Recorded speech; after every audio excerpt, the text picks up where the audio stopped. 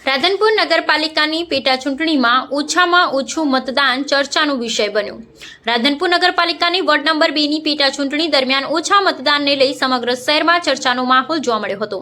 લાલબાગ અને શેરબાગ વિસ્તારમાં સવારથી લઈ સાંજના 4 વાગ્યા સુધી માત્ર અંદાજે 50% જેટલું જ મતદાન નોંધાતા રાજકીય વર્તુળોમાં ચિંતા ફેલાઈ હતી। ઓછા મતદાનને કારણે આખા રાધનપુર શહેરમાં આ પેટા ચૂંટણી ચર્ચાનો વિષય બની ગઈ હતી અને શહેરના વાતાવરણમાં પણ તંગ સ્થિતિ જોવા મળી હતી।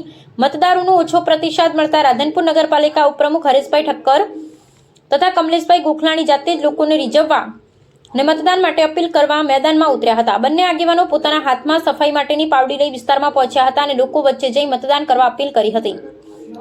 અનોખું દ્રશ્ય સમગ્ર વિસ્તારમાં ચર્ચાનો વિષય બન્યું હતું। સ્થાનિક લોકોમાં ચૂંટણી પ્રત્યે ઉત્સાહનો અભાવ સ્પષ્ટ રીતે જોવા મળ્યો હતો। લોકોમાં પાલિકાના અધૂરા વાયદાઓ, આંતરિક સંગઠનાત્મક નારાજગી તેમજ સ્થાનિક સ્તરે રહેલા અસંતોષને કારણે મતદાન ઓછું થયું હોવાની ચર્ચાઓ ચાલી રહી છે। કેટલાક વિસ્તારમાં લોકોને ચૂંટણી અંગે પૂરતી જાણ કરવામાં આવી નહોતી હોવાનો અંદાજ લગાવવામાં આવી રહ્યો છે।